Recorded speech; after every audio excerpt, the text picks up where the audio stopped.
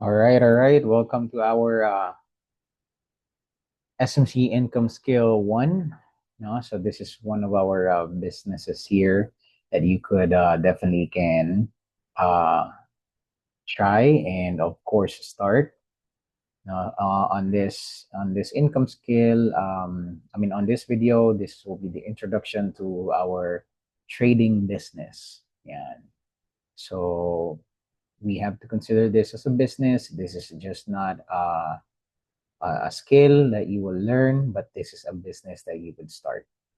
Right now, we now know how personality development helps you uh, become a better person, so that whenever you start a business, the business will also become better because the business first.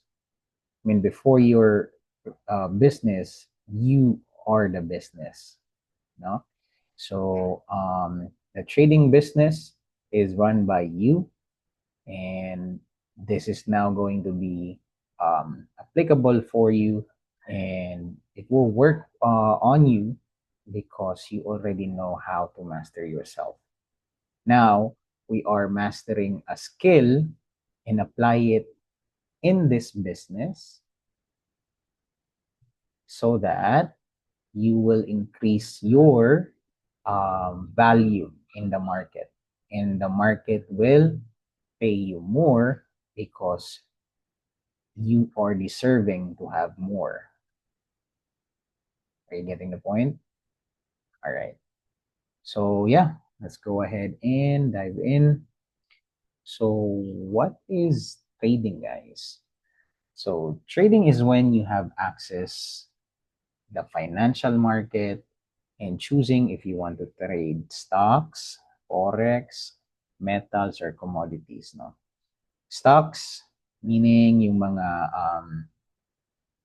stocks ng mga big companies, pharmaceutical companies, Tesla, no? So Nasdaq, um, S&P 500. So those are the examples of stocks. You can trade those. You can master your trading skill on that. Pwede ka rin sa forex or foreign exchange. Meaning ng foreign exchange, you are trading currencies. You are trading dollar to peso, peso to dollar, or dollar to Japan yen, no? Or vice versa. That is forex. Metals, it's more on gold, silver. No, those are metals that you can trade also. Commodities more on like oil. You're trading oil, uh, Dubai oil, those kind of stuff. No, so you can master your skills on each of these um, trading pairs. No, or you can just choose one, which is an our business. I will be teaching you on how to trade gold, no, and also Nasdaq. Yan. So gold is our main pair. We are trading gold over US dollar, and the the gold is also what we call the XAU USD, right? So yan. But again, you can choose whatever it is that you wanted to trade. If you wanted to trade currencies, then you can go for that. Yeah. All right. So what is forex or stocks? Yan. So if you want to start a business, you want the business that can scale big. Turo sa akin ng isa kong mentor, multimillionaire mentor. Sabi niya sa akin, kung mag-i-start ka ng business, make sure that your business is scalable and it can profit 100%, no, of your said capital. Or it can generate more when you scale it. So, what does he mean by that is, kung gusto mo business tapos ang gusto mo is yung sari-sari store lang, no? Then you are actually not wasting your time, but you are not maximizing your full potential. Okay? But if you tell me that you want a sari-sari store, um, like a convenience store type, where you can have more branches all over the Philippines, that is something different. Okay? We Here we are thinking big, we are not thinking small because you deserve better. You deserve to have more. So when trading, in trading, you can see the bigger picture here because as you can see here, Forex or stocks, Forex, it's actually 5.3 trillion USD per day that is being traded every single day. And for stocks, it is actually around 500 billion. I think this is more than now because this slide here is actually um I think this is 2022 pa ata. When I started my trading career, no. So yes, but as you can see, it is 5.3 trillion USD per day is done in the financial market. So it means to say that we have a huge opportunity to get, like, say, maybe 100,000 pesos per day, no? We have 500,000 pesos per day or 1 million per day. That is really possible here. Kuha lang tayo ng konti sa 5.3 trillion or sa 500 billion USD kasi USD yan, no? So, kahit kukuha ka lang ng mga siguro $1,000 per day, 'di ba?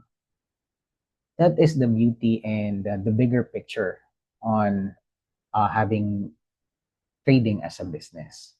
Okay? So, what are the market sessions? Market sessions, it is run electronically within the network of banks. So, syempre, banks are open um, 24 hours a day. The literal bank is only open from 9 to 5. Pero the market sessions are open 24 hours a day because we have 4 sessions every single day, right? So, and of course, banks are open 5 days a week. Saturday, Sunday, they're closed. Okay? So 24 hours a day, as you can see here, we have London session, New York session, and also um, Sydney and or Asia session, Asian to Asia, right? So Sydney or Australia, it's still considered as Asia, part of Asia, no? So as you can see here, start ang session sa Asian session. So sa atin, sa Pilipinas, we are, so in Philippines, we have time of 6 a.m. We start siya ng 6 a.m. And then, mag-end siya, ang Asian session mag-end ng around 1 p.m. Right? And then, sa New York session, or sa London session, mag-start siya sa atin around 4 p.m. No? And then, up until 12 midnight. Yan. And then the New York session, mag-i-start yan ng 9 p.m. 9 p.m. sa atin. And then, up until 5 a.m. Okay? That's the New York session. But it will depend because New York right now, DST sila, yung daily daylight saving time. So, na-adjust yan sa atin. So, instead of 9 p.m. sa atin, magiging 10 p.m. ng start ng New York session. But that is a daylight That is something na you need to watch out for. Kasi baka ngayon sasabihin mo na magti-trade ka ngayon tapos sabi ni Coach Carl malakas ay mag-start ang New York 9 p.m. tapos hindi pala. Okay? But because they have daylight saving, PST, DST, no? So yung mga ganun na time frame. Or sorry, ano ba yan? Kung masyado familiar but yung term but yeah, daylight saving time sila ngayon. So DST. Okay? You can search that in Google. So yeah. So kapag Asian session sa atin, if we are trading gold, best yan to trade on Asian session because may mga malalaking movements din, no? For forex, the best mag-trade around New York session kasi open na ang banks ng US or ng New York. Open na ang bank by 9 p.m. or 10 p.m. So malakas yung movement ng market. So malalaki yung movement ng candles or ng market. Kasi marami ng banks na nagpa-participate. Okay? London session, it will really like say depend on your trading style still. No, kasi sometimes you can see baka hindi ka pwede sa New York session kasi busy ka. So you can go for New York session.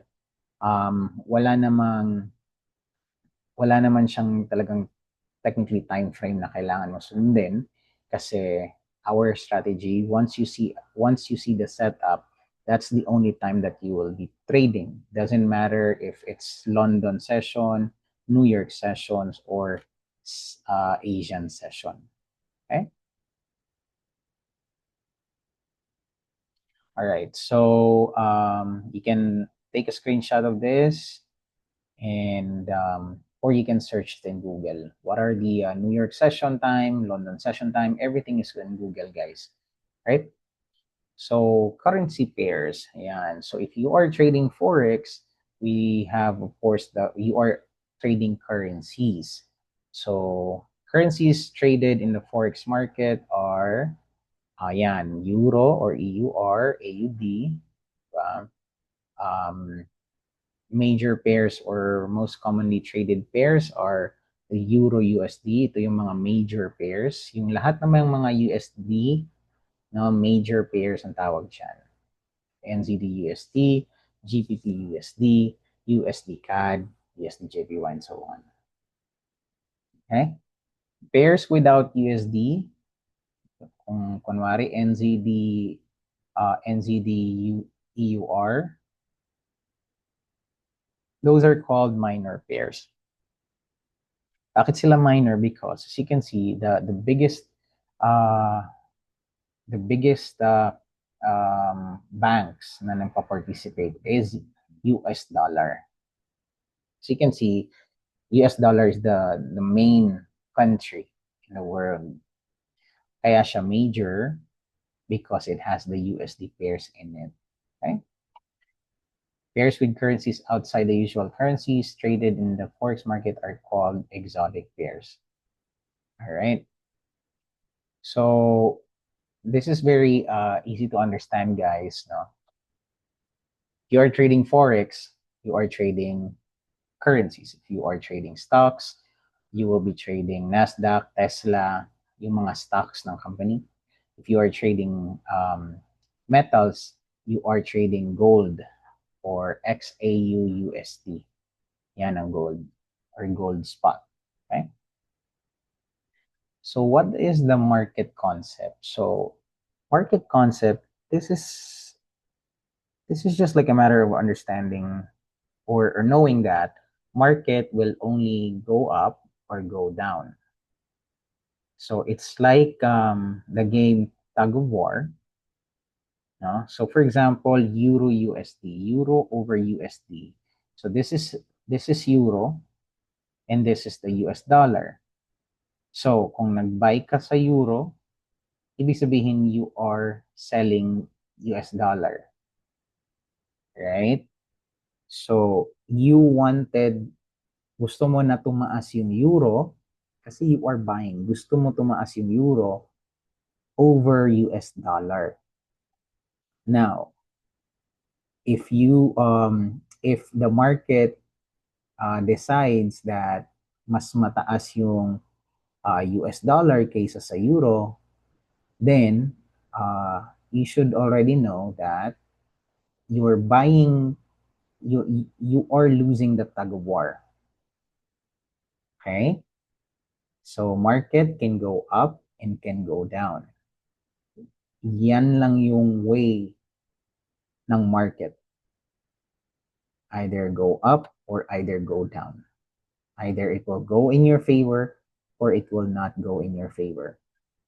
Either euro um, is having more success in their country over US dollar or the other way around. Okay? It's just the market concept, tug of war. You lose, you win. All right. So advantages of having trading as a business actually can be done anywhere in the world. Ayan. So kailangan mo lang ng phone. But if you do your analysis, mostly on your computers, kasi mas malaki yung screen, then you can have your laptop with you. No? You can have your cell phone, your laptop, and you can be anywhere in the world. It's one of the good things. Also, it does not take up all your time. Of course, you can go in the market for 5 to 10 minutes or at least 30 minutes. Check the market for, like, say, or check your zones, no? For, like, say, 5 to 10 minutes, and then set ka lang ng alarm, no? Kapag na-hit na ng market yung zone mo, and then you can go back in the market and place a trade if ever you see a setup. It has minimal time commitment. But of course, if you are starting, you really have to watch the market. You really have to put time on it until you get familiar, no? Until maging familiar ka sa market on how it moves, how your strategy is working, how your strategy is being placed in the market, right? It it actually is simple, but it's not easy. Okay? Lalo na kapag nag-start tayo. Right? It does not require big investment. Ayan. So, you can see, $50, you can already start. You can grow that $50 to 100%, no, into 1,000%, depending on the market still. Okay? It does not require big investment. The only thing with trading is, of course, it is volatile. But you really have to set your capital. Okay? We will be teaching you that here. You have to set your capital. There is what we call risk and risk management here, no? So you can protect your capital and you can grow your capital. Right? Okay, so if you are a businessman, of course, you are going to hire people, but in trading, you don't have to do that. You don't have to put in salaries, no rent, no inventories, unless you wanted to really do this, no? You will put up an office, hire people. You can also do so, right? But in trading, if um, you're not into like, say, the traditional business, then you can just stay at home, do the business at home, right? with you or with your wife or with your friends. It's up to you, right? Next. All right, so recession proof. Sabi dito, even if the market goes down, you can still what? Earn. If the market goes up, you can still earn. So when there is a recession, nag-coronavirus, of course, there are traders na still nag-profit, huge profit because they sold some stocks because they know that it will affect stocks and affect some currencies, right? So it is recession proof. You will not worry about um, yung Pinas is medyo nalulugi na. You don't have to worry about that because there's a lot of currencies or stocks or metals that you can definitely can trade. Okay? All right. So, ito na yung sabi ko kanina na in trading, if you treat it as a business, you really have to know that here you can lose money and you can earn money. It's technically the same thing with business, with a traditional business. Kasi if, for example, you will start a business, um, you will have your capital per day. So, for example, restaurant, right? So, in a restaurant, say, for example, meron kang dalawang dalawang trabahante na nagsisweldo ng 500 per day each. So, yung capital mo nun per day is around 1,000 per day. Trabahante mo lang.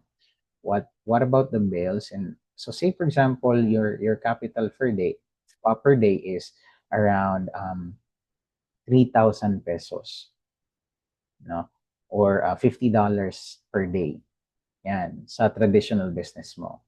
So, you should be having an income of at least another a total of 6,000 per day para at least bawi ka sa araw mo. Diba?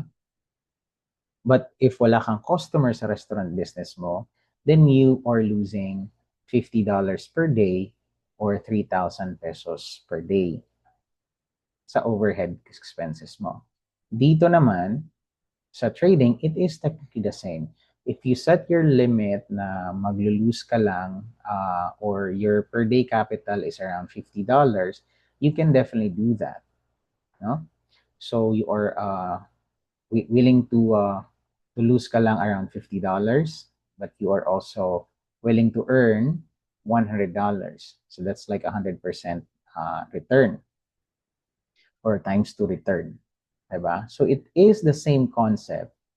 Minsan lang hindi natin nare-realize na this is still a business because we are focused more on making money, right? In trading, we have to focus on the skill because making money is just the byproduct of your mastered skill, right? And the market will pay you with the skill that you have or the value that you put in yourself, right? So in trading, we have technical analysis and fundamental analysis. Technical analysis, yan yung mga chart reading, candlesticks, no, which we will be tackled today. You are mostly in the chart, watching the movement of the market. In fundamental analysis, yes, this is more on economics. Ayan. So technical analysis relies on past price movement data to predict a currency pair's future value. Ayan. Fundamental analysis relies on economic situation of a currency in its country or zone. Ayan. Right? So how does forex trading work or trading work? So what we can only do here is to buy and sell. Press that buy or press that sell. That's how simple it is. Press the buy or you press the sell. Right? Now, in technical analysis, you are reading charts. That's what I mentioned. No? So dito, for example, this is called candlestick, guys. So for example, let's put on some annotation, guys. All right. So say for example, you bought here, no? Dahil tumaas yung market, profit ka, right? If you sell naman, kung dito ka galing, tapos bumaba yung market, then you are in profit. Right? So, if nag-place ka ng order dito for buys, right? Nag-place ka ng order dito for buys and then bumaba yung market, what will happen is you will be on a drawdown or you are losing, right? Hindi yan lose or hindi yan lost until na-close mo yung trade. Kasi pwede pang tumaas yung market. So for example, dito ka nag-entry ng buy tapos bumaba pa siya doon and then eventually umakyat siya. Profit ka pa rin nun. Until you close the trade, until you press that close button, that's the only time that you will lose or you will profit. Kasi kahit nag-profit yan dito, kahit pumunta yan sa taas, kung nag-buy ka dito, pumunta yan sa taas, tapos hindi ka naman nag-close, pwede pa rin yung bumaba doon. And pwede kang matalo. Got it? Again, it's only going up and going down. You just have to press buy and you just have to press sell. Okay? All right. Stop. Okay. Studying economy, fundamental analysis, or economics. It's all about studying the economy of yung bansa na tinitrade mo. So for example, US dollar. So you have to study the economy. If you wanted to learn fundamental analysis, you have to check on the news. So merong mga news websites na dapat mong i-visit. Like say for example, forexfactory.com. Okay? forexfactory.com. Yan. forexfactory.com. Yan yung isa sa mga pwede mong i-visit so that you will know na merong news ngayon and or bukas and you will see their candles. Okay?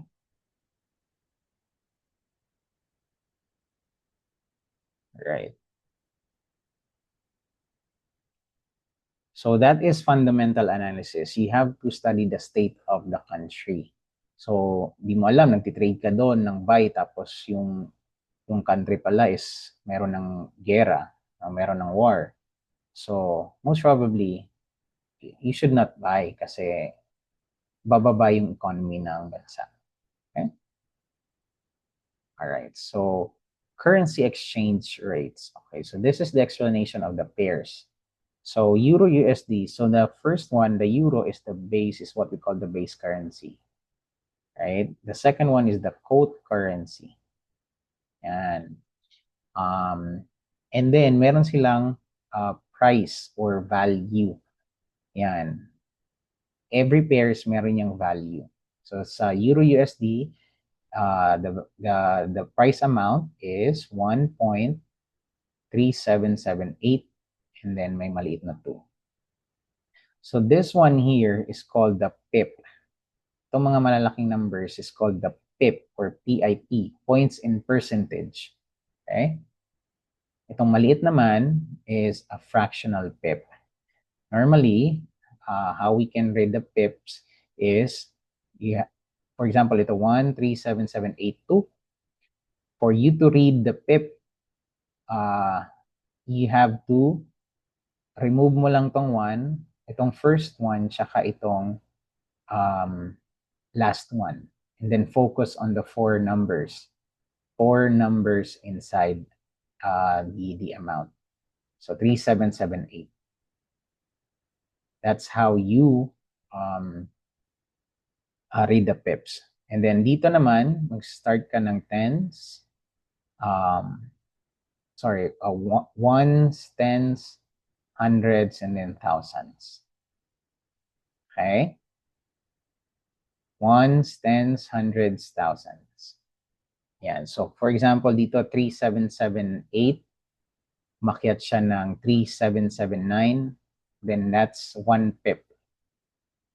Okay? So, kung kunwari naging 3788 instead of 3778, ibig sabihin tumaas yung value ng 10 pip.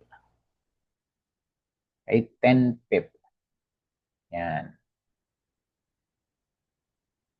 Dito naman, kung naging 3878, tumaas yung value ng 100 pip. Right? Are you getting the point? Focus on the 4 numbers.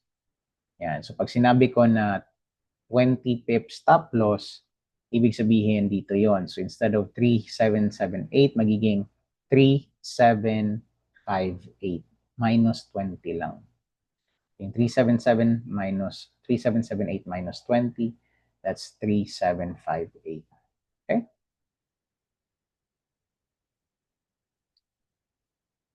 Ayan. So, this is the pip, guys. No?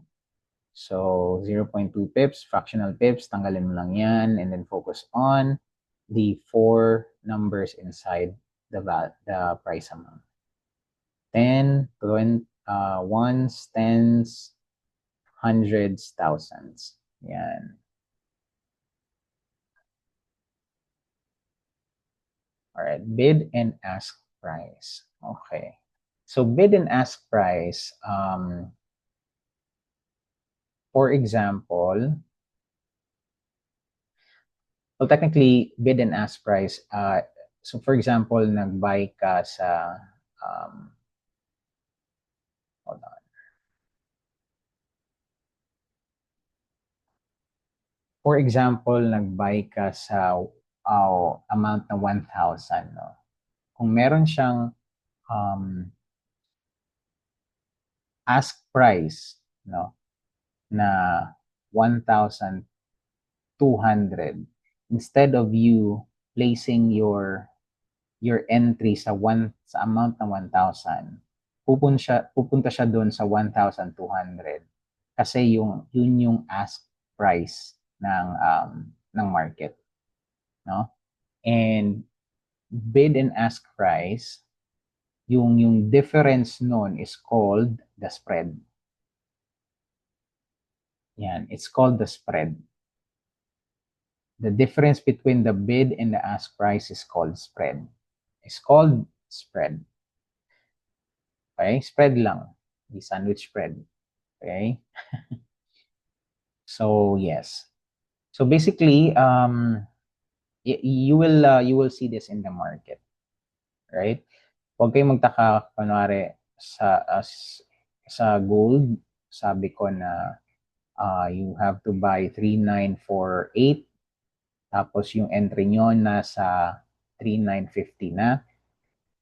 That is because of the spread or the ask and bid price. Okay?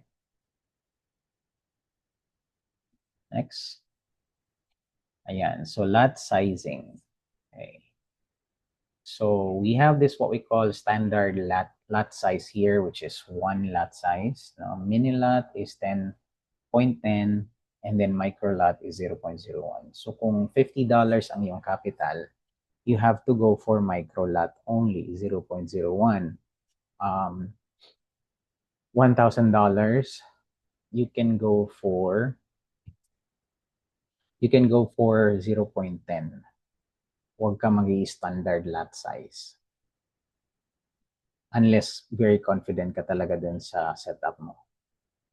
No? Then you can go heavy. But yes, we have risk management teachings here, no? And that includes your lot sizing. Okay? Yan, leverage. So in trading business, no, the good thing with this one is that you have the what we call leverage. So what is leverage? It involves borrowing a certain amount of money needed to invest in something. The money is usually borrowed from a broker. So in trading, instead of you kasi na pupunta ka lang sa mga money changer to trade the currency, for example, peso to dollar, instead of you doing that, here, you are using a broker para mas ma-multiply. Yung leverage kasi, minumultiply na yung starting amount ng capital mo para mas malaki yung balik sa'yo. Okay? Alright, so we have the terms, which in trading, we have terms. No? So bullish or bearish ang market. Bullish meaning paakyat yung market. Bearish meaning pababa. Bullish kasi kung papansinin niyo, yung bull is kapag umaatak sila is paakyat, 'di ba? Yung sungay nila paakyat. Kaya sa bullish. Kapag bear naman, kapag aatakihin ka ng bear, it's actually pababa, 'di ba? So tatayo sila and then they will um aatakihin ka nila ng claws nila, no? Pababa. Kaya siya tinawag na bearish. Amazing, guys. Amazing, di ba? All right. So in trading, we do have this what we call support and resistance. Ayan. So ito yung mga makikita nyo sa market. So from here, ayan. So from here, no, yung market, umakyat siya and then boom, nabangga siya dito. So this is now called the resistance or ceiling. No? Nabangga siya dyan and then bumaba na naman yung market. And because the market, nag-stop siya dito and then umakyat na naman, this is now the support. Support and resistance. Okay? So, ang nangyari pag akyat niya, bumaba na naman siya. Again, it's only up and down. Market is only up and down. Up and down. Up and down. Don't overcomplicate. Okay? So, dahil nabangga siya dito, bumaba na naman siya. And dahil malakas yung support dito, anong nangyari? Umakyat na naman siya. Now, nabutas niya yung ceiling, nabutas niya yung resistance, pumunta siya dito sa baba, and hanggang dito lang din siya. So, ibig sabihin, nabutas niya, but then again, yung resistance is nag-continue pa rin dito, and it became another support at this hour. Okay? Dahil dito lang siya, hanggang dito lang siya, pumunta siya sa taas, and then nag-down na naman, ito, support na naman yan. Dito, resistance na naman to. Diba? Yan. So, nabutas niya, pwedeng dito lang din, and then another support here. Diba? Hanggang dito lang yung market, akit na naman siya. Something like this. Okay? Support and resistance. Right? That is what support resistance is. Yan. Next tayo. Okay. So, sa market, we do have this what we call candlesticks.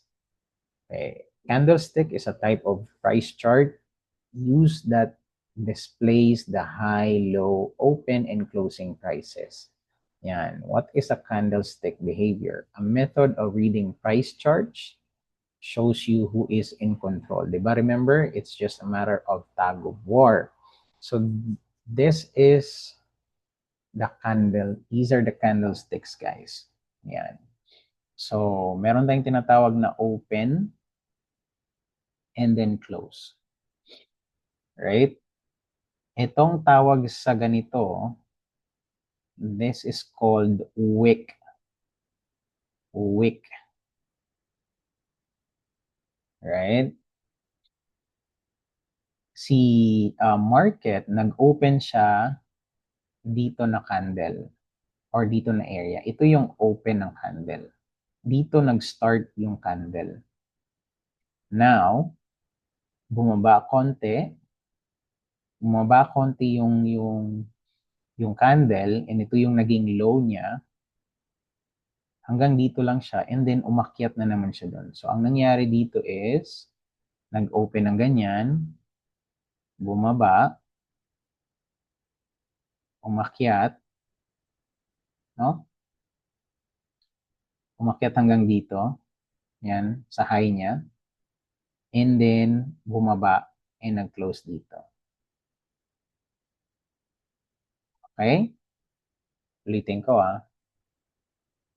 So, ang nangyari is, nag-open siya dito, bumaba, hanggang dito sa low.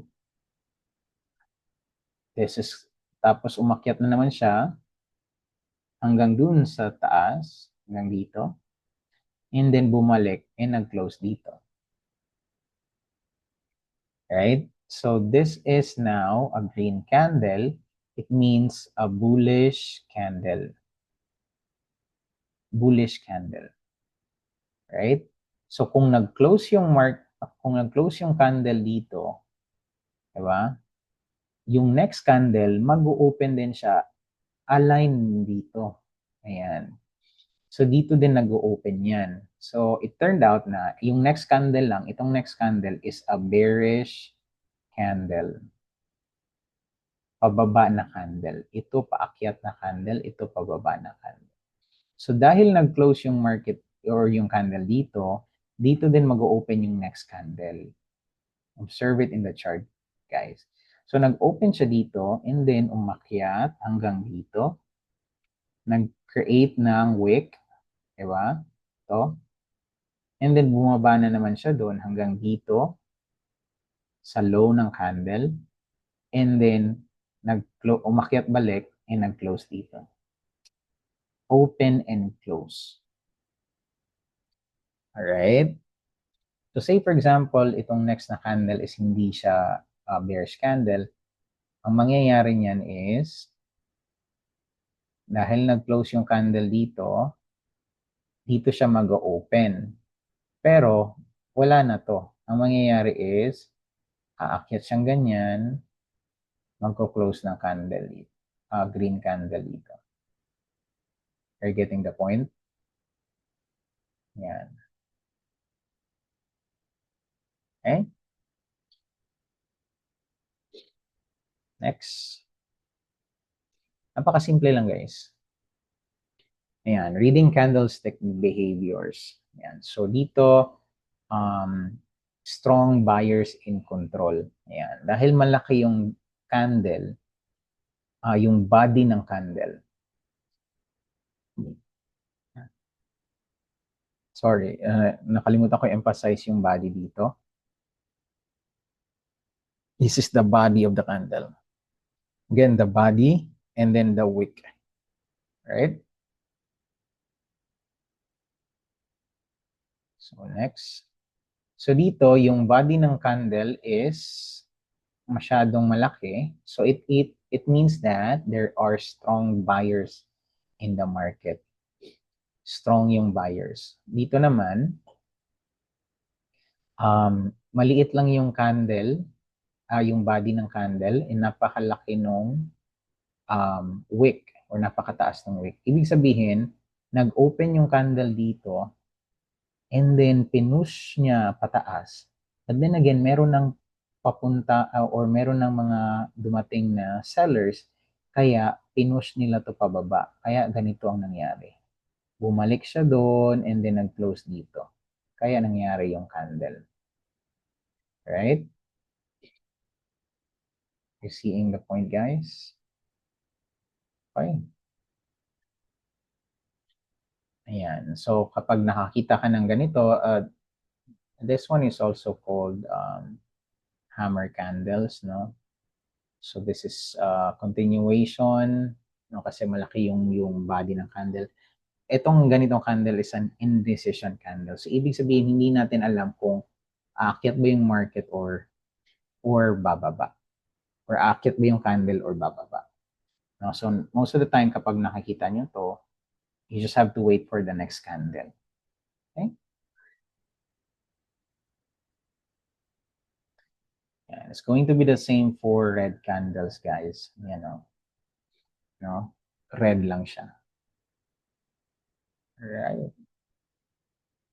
Okay, so malapit na tayo matapos. There are 4 kinds of traders. We have scalpers, day traders, swing trader, tsaka position trader. So you have to identify what kind of trader are you. Ako, I'm more on day trading and scalper. And so it could be a combination of both. So scalpers, ito yung papasok ka ng trade and then after 2 to 3 minutes, tapos ka na. Next trade ka na naman. No? Sa scalpers, mostly maraming trades ang nangyayari. Unless malaki yung capital mo. No? So sa scalpers, you have to go in the market 1 minute or 2 minutes and then out ka na. Check for another entry na naman for another zone. That is called the scalpers. Scalp ka lang. Okay? For day traders, normally, target mo 20 to 40 pips per trade, no? And normally, naglalas yung trade mo within the day, no? Maybe an hour or 4 hours. And nag-a-analyze ka ng charts nito. Most of the time, nasa 1 hour ka or 4 hours or day, 1 day. Sa scalpers, nag-a-analyze ka ng charts sa mga smaller time frame. Day traders, you are analyzing the charts on the higher time frame. Okay?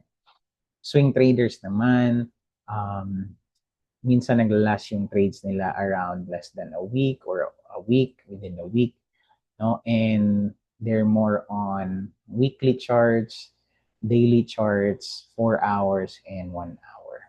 Okay? Yan yung mga trades nila. And iniiwan lang nila yung trades nila until they're satisfied or good na sila with their profit, right, or losses, right? Lastly is the position traders. So position traders, most of the time dito nangyayari yung mga big capitals na mga hedge fund, banks, no? So they're trading huge capital kaya they will last like say a week, months. Also, these are traders na like say for investment, no? They will just leave the money in there, let it run, let it go with the trend, no? Or with the market, and then pag gusto na nilang kunin yung profit nila, they can go for it, and it will last weeks, months, or days. Okay. So yeah, those are the 4 kinds of traders. No, and that is that is trading in a nutshell, guys. You don't really have to remember everything or learn everything because these are like say basics. The most common things that you need to learn is actually by mastering your psychology and also your mastering your strategy. Okay, we will be teaching you strategy here, no, and the psychology, and that's going to be happening on the next video. Okay.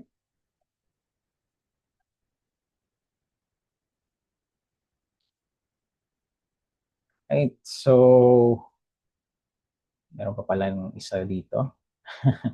Sabi niya, this is George Soros, so one of uh best traders, no, sa time niya. So it says here na I'm not better than the next trader, just quicker at admitting my mistakes and moving on to the next opportunity.